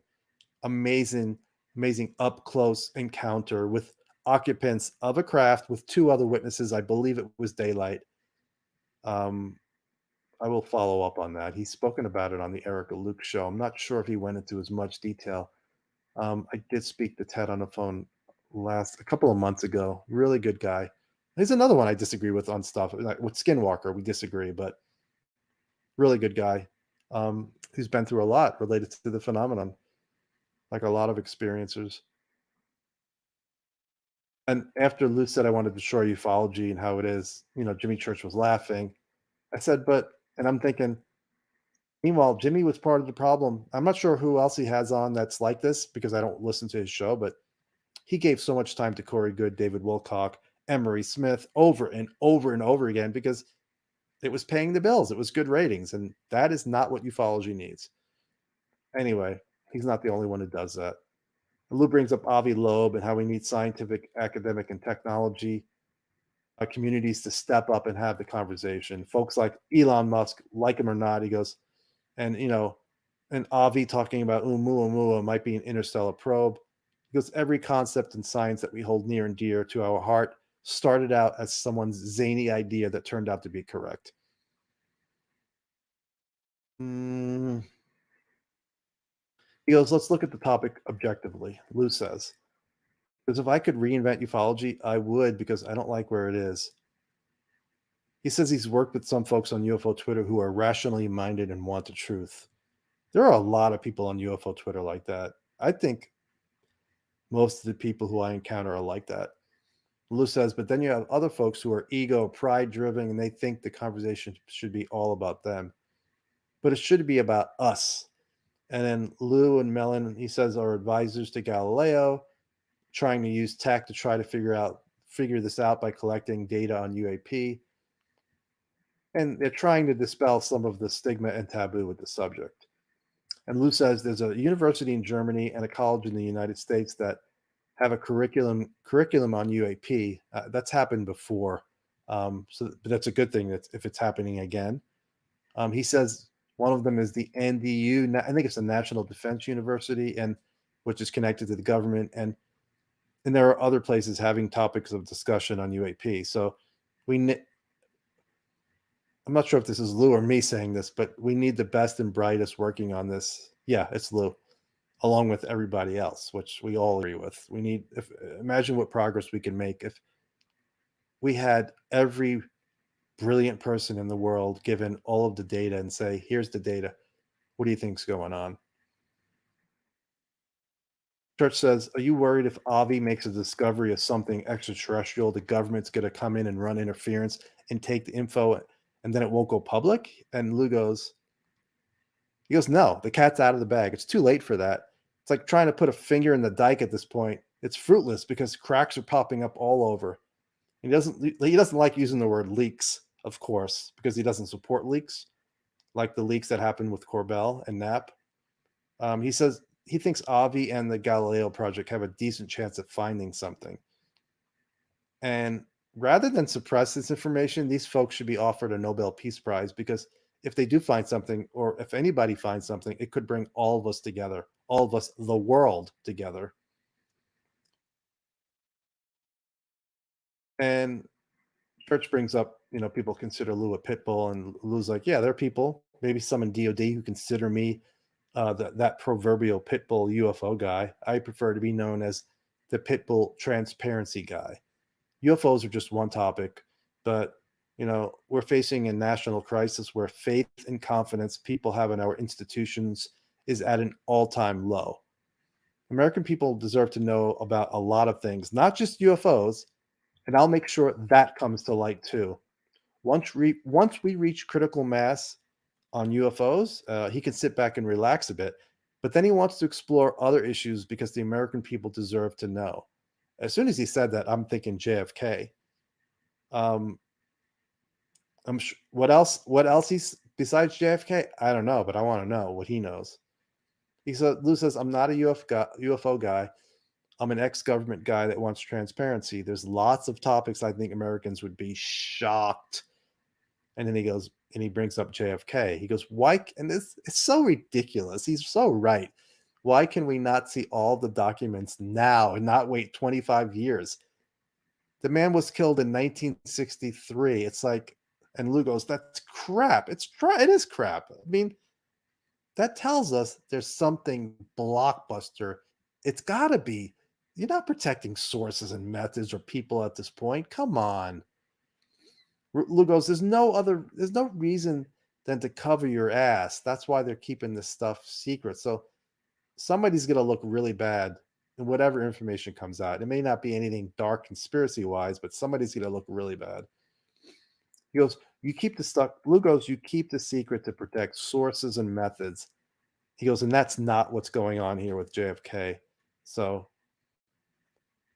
you could still get the information out and protect sources and methods. And that's my argument about some of the videos. They can edit and blur stuff and show us some of these videos.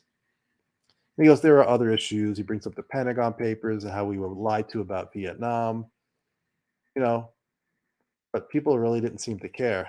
He calls them sheeple.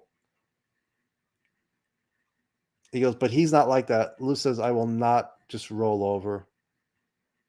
I'm not going to listen to some BS from a guy dropping flares out of a plane.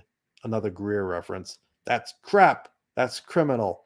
This is a serious topic, and I'm committed to it.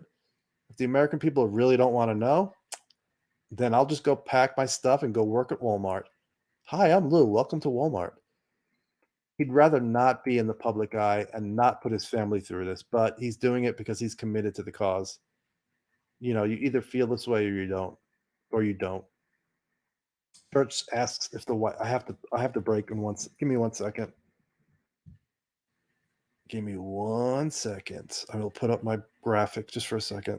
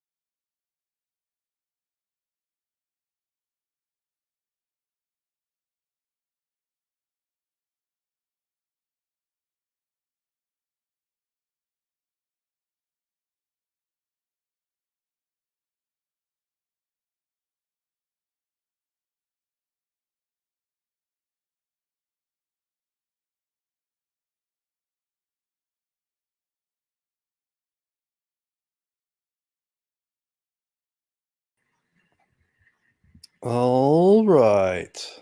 I'm back. I just had to get something to drink. Let's see. So Church says, is the White House having the conversation? And Lou says, well, the White House isn't a monolithic entity. You have the National Security Council, the White House advisors, senior cabinet members of the agencies and departments. He goes, quite a few people need to be brought into the loop. I'm not going to speak on behalf of this administration or any administration. I'm not part of their cabinet, and until I am, I was like, wait a minute, until I am? Is he trying to tell us something? Is he going to become part of the Biden administration? That would be amazing. He goes, I don't know what they're talking about on the inside. I can tell you what the layers below them, people in the layers below them are saying, and they're taking this topic very seriously. I can tell you some folks in some very high places before they were in these positions, and he's talking, I know specifically about Vice President Kamala Harris. He goes, well, they were probably privy to this conversation because they were in the Senate Select Intelligence Committee, Senate Armed Services Committee, Senate Select Committee on Intelligence. Harris was, I think she was, I'm not sure if she was part of both of them, but I think she was part of the SSCI. So she probably has information. At least she got it from her staffers if she wasn't part of those briefings. And then Lewis asked how he sees 2022. You know, is there a timeline for when some big event or some info is going to be revealed mid-year or in a month? And Lou's like, I don't like to be specific. I'd rather under promise and then over deliver. In the beginning, I said we were going to have a fundamentally different conversation in a year. He's talking about in the beginning 2017. He goes, that happened. In fact, that happened again last year. You know, I said we'd have a significant conversation, and we have. Every day conversations are occurring, and of course, he has been right. Look where we've come. We have a UFO office, we have an office, we have a senator grilling, quote unquote, somebody to get up to speed on the UAP issue during his confirmation hearing. You know, I take it for granted when I see this stuff, but you know, it's happened with so many people speaking up. Senator Heinrich, Senator Rubio, Senator Warner, so many people, Bill Nelson. It's just, yeah, it's really amazing. Uh, so he goes, Lou goes, every day conversations are occurring and actions are happening to help improve visibility into this incredible enigma we call UFOs or UAP. I'm not a gambling man, but if I was, I'd say that 2022 is shaping up to be a banner year for disclosure. I said from day one that disclosure isn't an event, it's a process. And we're living through that process right now. Some folks may be frustrated, but I have to look back and say, what a magnificent time to be alive. And I transcribed all of this word for word. This is a new paradigm for our species, and we're facing it. And yeah, it's tough.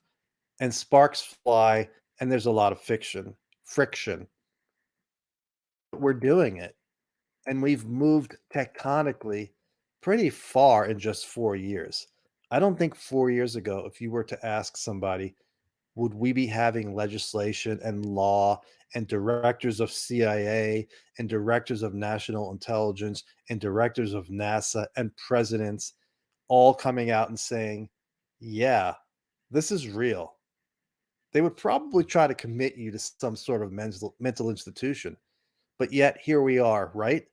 We're having the conversation, you and me and your wonderful audience, and it's real. It's not wishful thinking. Wouldn't it be great if one day, you know, he goes, he's like thinking, he's pretending to be thinking about the future. Wouldn't it be great if one day he's like, no, not one day. We're here now, right here, you and me and your audience living through history. And history hasn't finished writing itself. So what a magnificent time to be alive. What an exciting time to be alive for our species.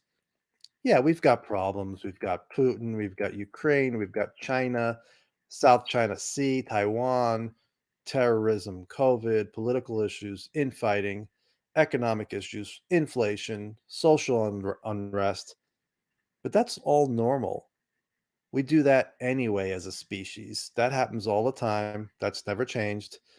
What has changed is that we're having a conversation about something potentially existential, something bigger than our entire species, bigger than our entire world and our preconceived notions of who we are. So I tend to be a little more optimistic. I think there's a lot that we can expect in this next year for 2022. I want to manage expectations. I don't want to say a UFO is going to land on the White House lawn, but it doesn't have to. We're having the conversation. We're exactly where we need to be.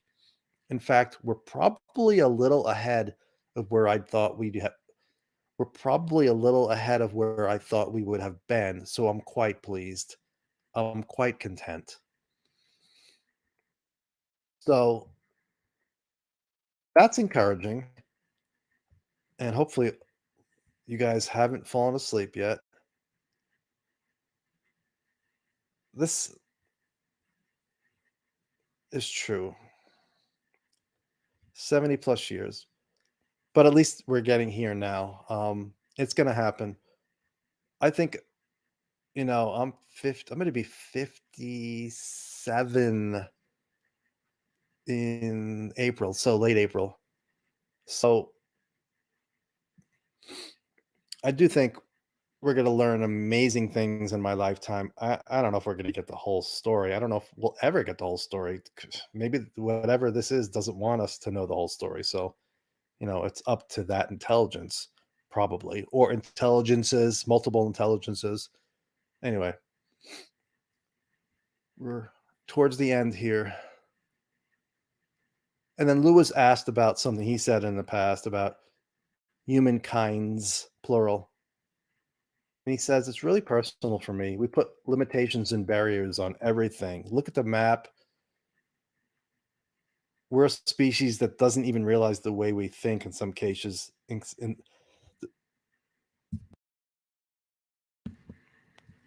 We don't even realize the way we think in some cases has been preordained.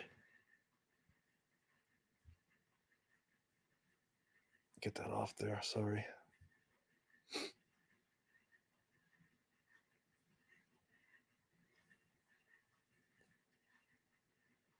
He goes, I don't want to talk about faith and things like that. He goes, but look at a city. We have these neat little grids, north and south, east and west, because we want to know where we are.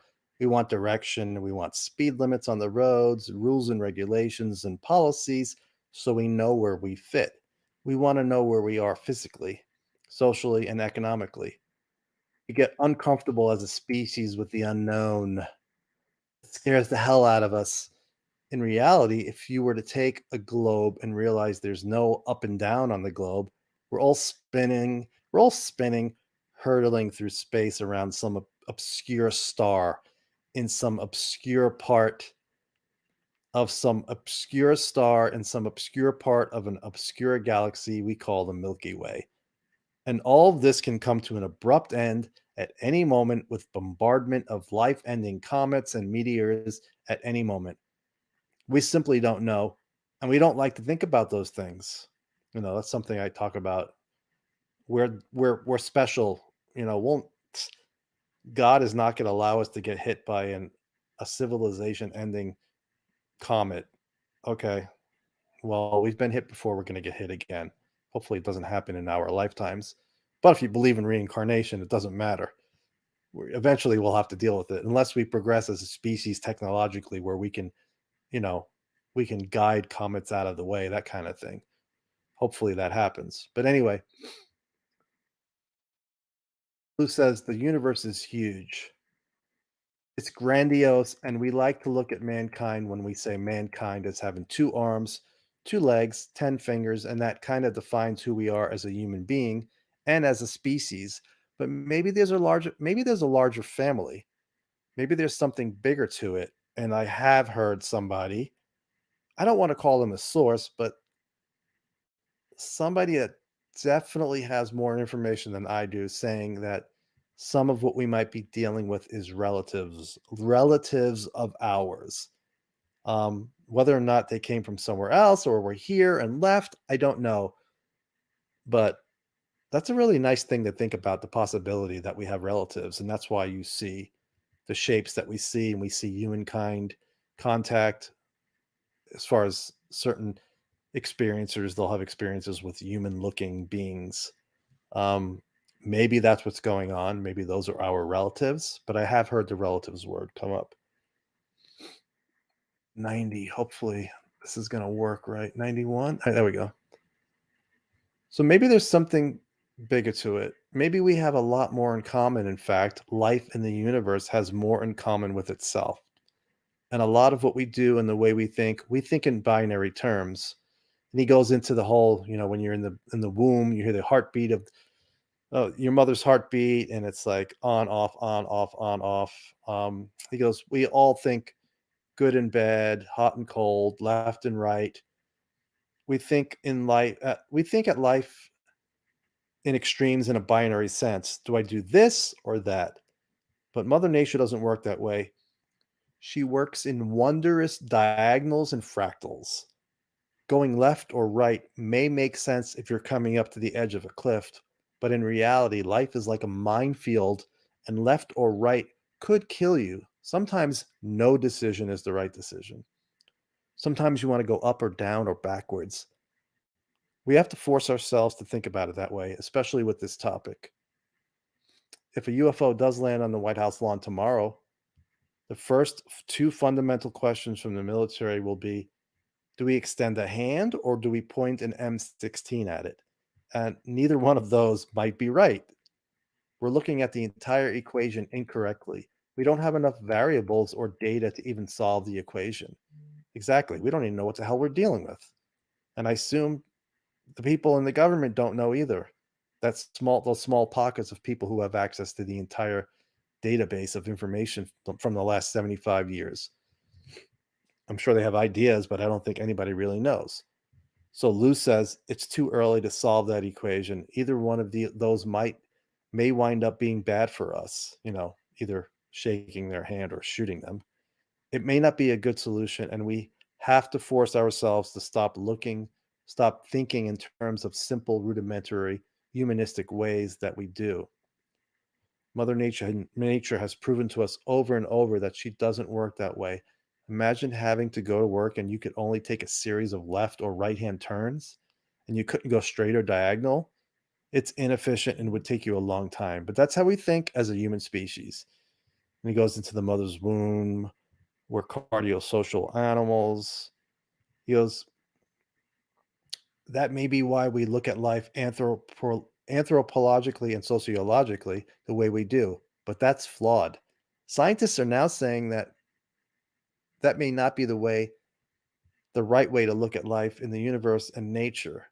We have to be able to expand our understanding and our reasoning, and the way we process data is just as important as confronting life beyond our planet, because we have to be ready for that. We have to be prepared to think in non-human terms, and that's really hard. That's a hell of a challenge. Yeah, especially since we don't know what the other intelligence is. So if it is non-human and it's that advanced, I don't know how, I guess Diana Pasulka is her next book deals with somebody who, like in the movie Arrival, where they try to come up with a language to communicate, and she has somebody in her book that does that type of thing. So I don't know if it'll be language. Who knows? How do you even think? You don't even know where to start with that. At least I don't. And Church says, are we prepared for undeniable proof? And Lou goes, no, look at social media. We're not even prepared to have the conversation yet. There are people, haters, who are trying to stifle the conversation. But whether we're ready or not, it's happening, and we need to be prepared for it. Rarely is mankind ever ready for a paradigm-changing moment, but we adapt because we're a species that adapts very, very well. But, I spoke to somebody who, I'd say an insider, and they said, there was a study done by so and so, and it shows, we would react. It would take a week before everybody went back to normal, and oh, really? They're here? Okay, cool. Back to our normal lives. That's probably true too. I don't know if it would be a week, whatever. We'd be freaked out and then we'd adjust and then back to our normal, everyday, wonderful lives. So Lou says, I think regardless if we're prepared or not, we have to have the conversation. Then Church brings up former DNI head Ratcliffe and Bill Nelson and says, we're tracking via sophisticated systems in orbit around the Earth, and we're seeing things come in as interstellar objects and heading to Earth. As far as I know, there is no data.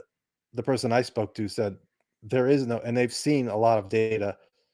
There's no data showing they're coming from interstellar space. The data they've seen is more local. Um,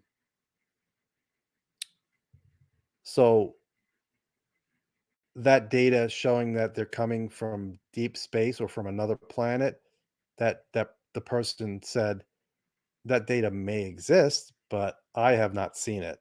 So maybe it's locked up in those special access programs. But Lou, Church says we're seeing things come in as interstellar objects, and Lou didn't really disagree with him. He just said, Lou says, that's very compelling, isn't it? NASA has been looking for microbial life on Mars for a long time and spending a lot of taxpayer money on it. Yeah, my argument is we have unknown objects of unknown origin on this planet, and we're not spending any money on it, as far as we know, public taxpayer money. Um, and Mars, I have no doubt there's microbial life on Mars and artificial structures on Mars. That is my strong opinion. But we need to go to Mars. First, we need to get really close looks at those areas where there may be artificial structures, and then we need to go there and look for sure. It's the only way to know. Lou says SETI has been looking for techno signatures in our Milky Way and spending a lot of money on it. Now, the only thing we're proposing is that maybe it's already here on this planet and you may not have to look quite so far. And there seems to be enough compelling information that says, hey, look, there's something here. I commend Senator Bill Nelson, the head of NASA, for championing this cause. I think he took a lot of risk doing it, and I think history will remember him very kindly. And Bill Nelson was on the Intel committee where they had pilots come in and talk about their encounters. He has said that before. And Lou goes, "Is there something that lives here? Oh no, Church says, is it something that lives here? If so, does the Navy know some of the locations?" And Lou says, I think people are aware in the government that there may be some quote unquote hotspots in the vernacular, um, areas that have a high degree of frequency of UAP activity. And he won't expand on that because he wants to allow the government to do its job. And he says, but yeah, that conversation has occurred. And this is from my Bob Fish blog. Bob Fish says he was in this building. It was a top secret SCI building cafeteria where anybody who was in that cafeteria had a top secret SCI clearance in El Segundo. And he was having lunch with a United States Air Force non-commissioned officer who had worked for Project Blue Book in the 70s after it had been officially disbanded. This guy was an electronic intel ELINT technician, electronic intelligence, who flew in, I think this is wrong. I think this specific type of plane is wrong. But anyway, he flew in RC-135s or some other plane from MacDill Air, I think, and the person who pointed this out to me that it was wrong is John, the CIA guy. I forget his name. Anyway, he was on Coast to Coast with Sammy Van. And he said, this guy, Bob Fish says, he spoke with this guy who flew in an RC-135 from MacDill Air Force Base, which is in Tampa. And he said the normal target was Cuba, where they did lots of snooping and sometimes challenging the Cubans to turn on radar and other systems. He goes, but he said there were times when they were diverted from these missions to track UFOs off the east coast of Florida. His claim was the UFOs had a landing and takeoff spot in the ocean east of Miami, north of Bermuda. People have criticized that, saying, "What does that mean? East of Miami, north of Bermuda?" Maybe this is what he said. The point is, off the coast of Florida, this person claimed there was a spot where UFOs go in and out of the water. He claimed there was a specific electronic signature or frequency emanating from them when they were going into or coming out of the water, so they were easy to track.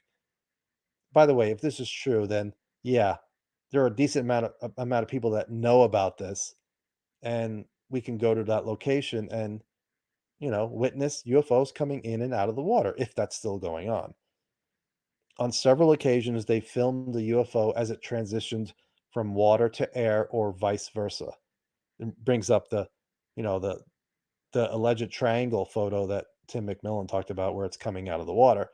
I'm sure we have amazing pictures and amazing videos. As Lue has spoken about, as who was also, oh yeah, Hal Puthoff also spoke about it in his conversation with Eric Weinstein. Just as good as you would expect. That's what Puthoff said as far as the videos. One last item is he was occasionally, this is Bob Fish talking to this guy, this electronic intelligence guy, who said he was occasionally assigned to fly in a United States Air Force weather aircraft. This might be the aircraft that was marked wrong.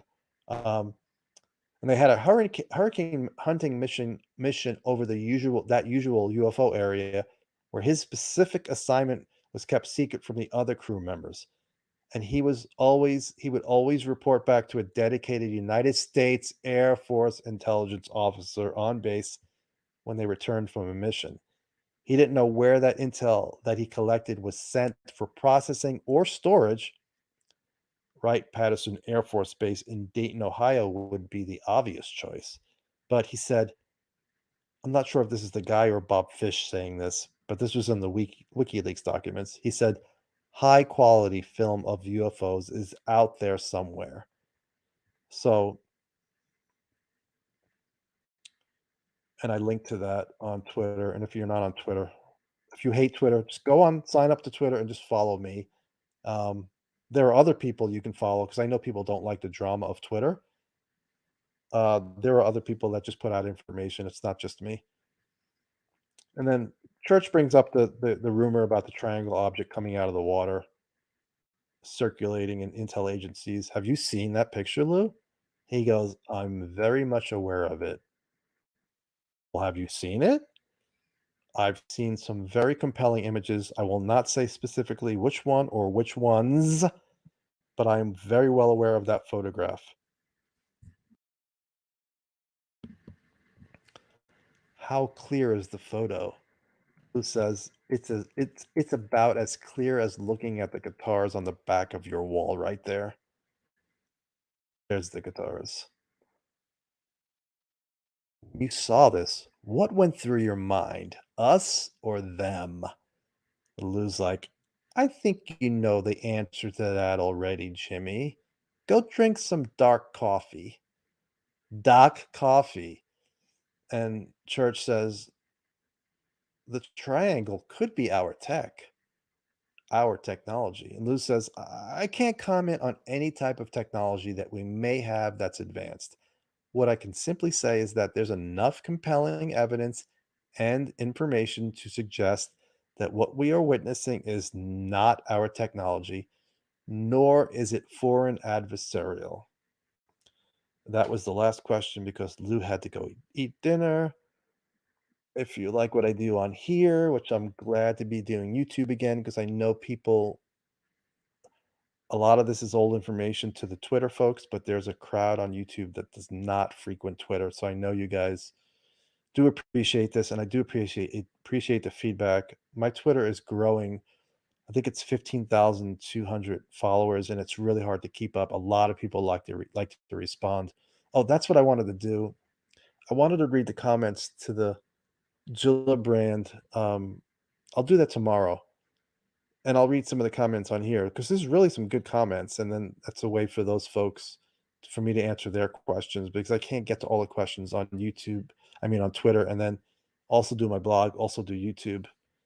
Um, anyway, that's if you want to support me, there it is. And took that in Utah when I was working on a 90-Day Fiancé episode with the couple. The guy is from I forget what country he's from. Anyway, that's it. I'll just do a couple of questions quick. I'll look. Let's see. I'm not going to go back. I'm starting to believe more and more of these lost civilizations that went underground to escape catastrophes. I definitely think multiple catastrophes in our past. When was the first advanced civilization on our planet? You know, that's my question. How far back does it go? Anyway, all right. In the future, you know, I have transcripts of Lou on Coast to Coast, Semivan on Coast to Coast, Lou and Jimmy Church from the summer, Semivan and DeLong. I think those are all finished. I just have to format them. Weinstein and Put Off. Nolan, one of his recent interviews. I have a lot of transcripts I need to put up. What I need to do if I'm going to talk about those, it's probably better if I just take notes instead of read the entire thing. Because although with Lou, I like reading the entire thing because he says so much. He's the most important voice. Somebody made a comment today. Oh, you should interview Lou. What a unique thing. Well, it's something worth listening to because he always drops little hints here and there. So, um, that is it. And thank you, Michael. Appreciate it. And I appreciate all the comments on here, even though I can't get to all of them. And I really planned on going through I'll do it just for a little bit. Let's see if I can find. So this is the Gillibrand comments. So I transcribed it too. And there are a lot of comments on this one. I think this one had almost 400 likes. I was making fun of the face the guy made when Gillibrand said, "Okay, well, you go home, find out the answers, write them up, and get back to me. Okay, that's your homework." And there's a Larry David episode where the waiter makes a face. Let me just see some of these questions. All right. This gives my followers some airtime, which they deserve. People are very interactive on Twitter.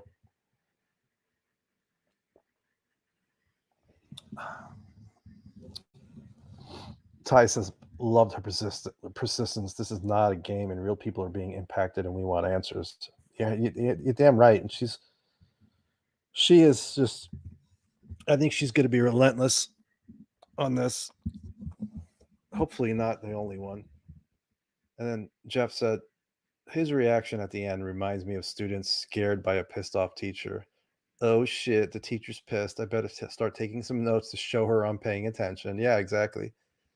So he makes a note for himself, learn about UAP. I've watched it about 5 times and I'm still laughing out loud. Yeah, I have to. Absolute fire from Gillibrand. Is there any chance Congress or a senator can address the DOE's Directive of Emergency Response for Radiological, Non-Radiological Hazard of Objects? They will not be included in the IG investigation as they conveniently have their own IG. I don't know. I do not know. Teresa's like, yes, ma'am. You're going to go do this and you're going to report to me in 1 week. Yes, ma'am. Yes, ma'am. That's what he kept saying. And the thank you. Yep. I think I tagged her. Let me see. Did she get tagged? I'm just wondering if people are thanking her. Yep, she's tagged. So hopefully her folks follow this. That's one good thing about having a larger following, as I get it. If people like it or react, there are people that normally won't respond to me because they have so many followers, like Eric Weinstein. But if he sees like 200 people, he's getting notifications from my tweet, then he'll jump in, which he has before. People making fun of the guy saying, "Yeah, I'll give it to you in writing." Yeah, well, he better. She's not going to let this go. Very proud of Senator Gillibrand. I think Storch has got taken the task and got appropriately nailed down on the seriousness of this issue. Well done. She needs to be commended. Outstanding work. Magnificent. More of these searching questions, please. Yeah, when she was like, "Are you willing to look into that and take any actions that's appropriate?" This person said that he was shaking his head in a no-like manner. What does he really know? Does he know about UAP? He says, Michael says, "I'm just surprised that the politicians aren't turning up with black mass candles and a witch's habit. By the way, wherever you visit, don't accept what?" I don't know what the hell that means. And then Jeremy jumped in, "Yes, ma'am." So great. Yes. She's smart. I don't think she's doing this just for votes. We're not big enough to win her an election. Um, couldn't hurt though. Oh my God, thank you very much, Senator Gillibrand, for this. For me and my parents, because we need to know what we see and experience. This is a moral obligation to dig in it on the Air Force and the history of the phenomenon. Thanks from Quebec. Brilliant. And then somebody linked to a video, which I did not watch. I have so many videos to watch. It's ridiculous, and books to read, and it's not a bad thing though. Good stuff. Keep them accountable and ensure we receive answers. Mr. Storch sounds clueless to the phenomenon. Sad state of affairs. How can the countless statements, and by the way, people who are just listening to this, if I could figure out how to put this on a podcast, I'm just reading comments from people. I'm not going to say their names, it'll take too long. You could see their names on Twitter, I mean on YouTube. How can the countless statements of current and former US presidents, DNI heads, CIA heads, and congressmen continue to be ignored by a majority of society, major news media, and our leaders? Baffling. It is baffling. How have the media not covered the UFO office and Senator Gillibrand and Rubio? You would think a story of, oh look, they're reaching across the aisle. It's bipartisanship. That's a great story. Nope, not covering it. It's the Twilight Zone. She's honestly restored my faith in politicians. There's still a few who want to do the right thing. Yeah, I'm glad that her and the others are sticking to this and not letting it go.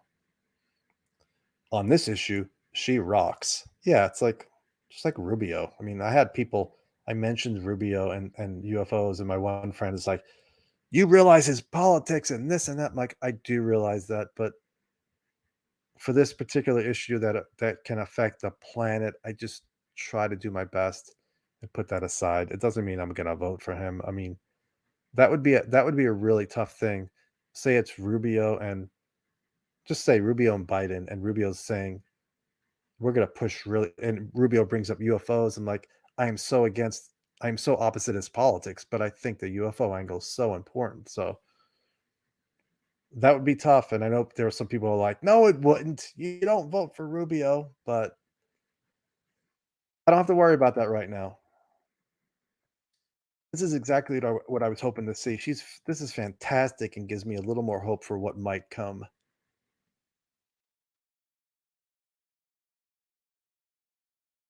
Haven't you figured it out yet? It's us humans in those crafts. It's craft plural. Michael Vi gets on me about that. He's like, it's craft. Don't say crafts. Um, it might be us. It could be us. I don't think that's the entire solution, but could be. And then somebody says, "Man, you're espousing," and this is to the guy saying it's humans. "You're espousing 70s eras theories. Haven't you figured it out yet? They're multidimensional quantum replicators translating their 6D conscious into our 3D plane. I love it when everybody else is so sure they have the right answer and everyone else is wrong. Almost like religion." So I get he was being sarcastic.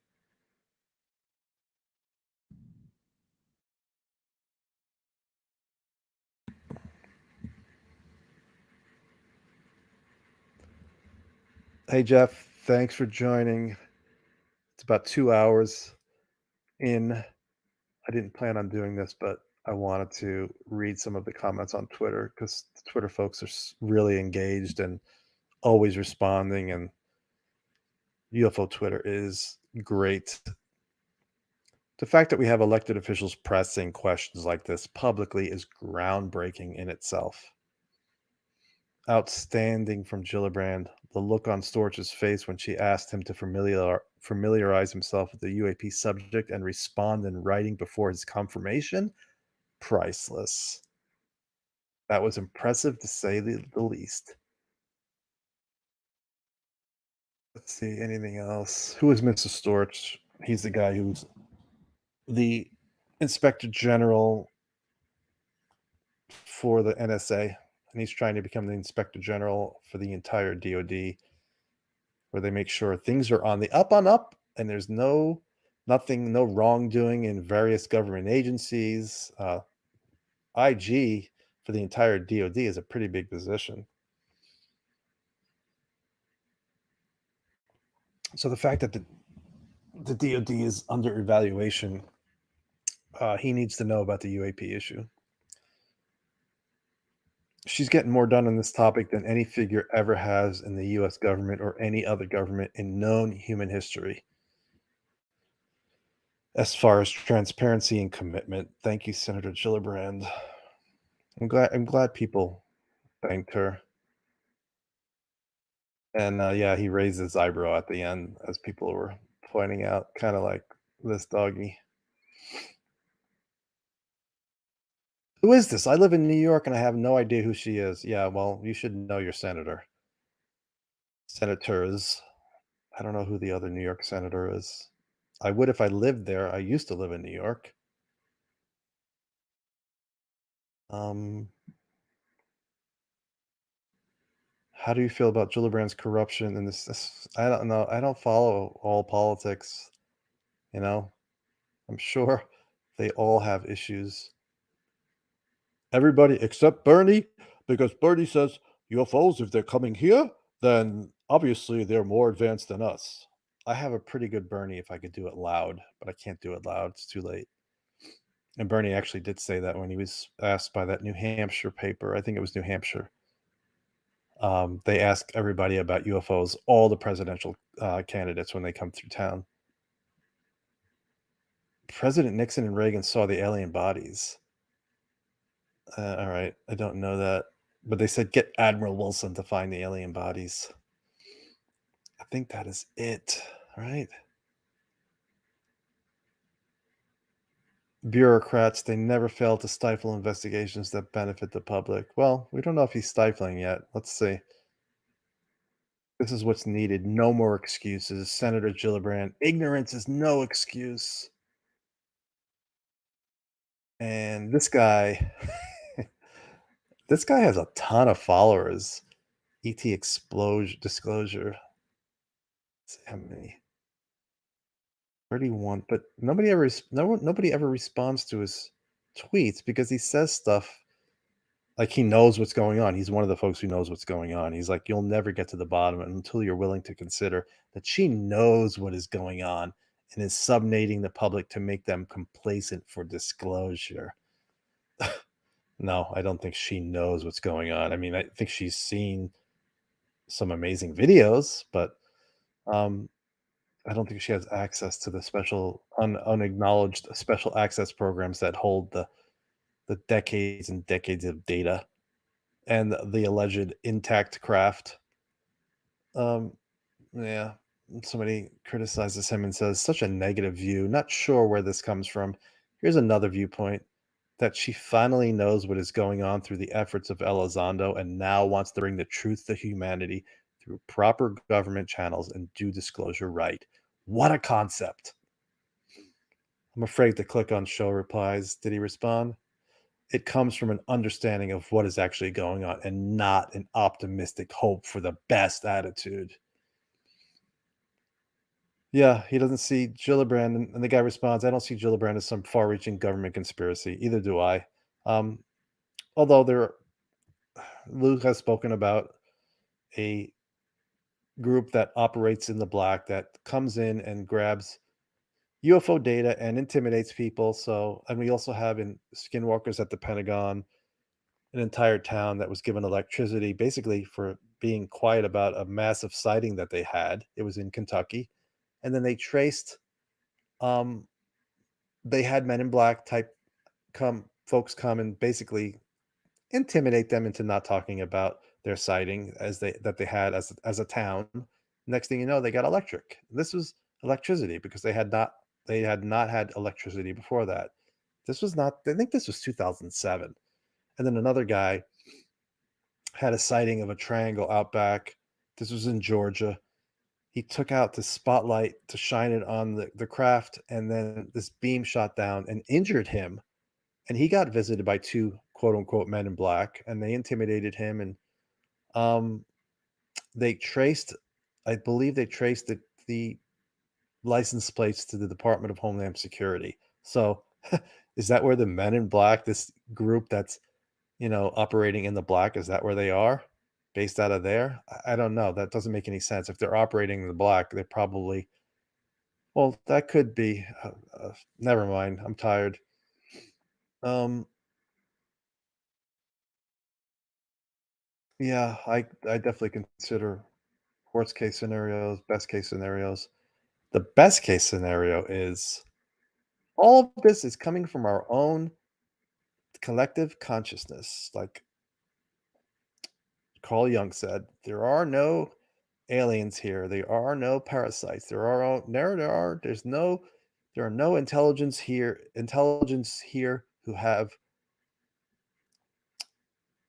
don't have our best interests at heart. That's one thing I was told. Everybody who is here wants something from us.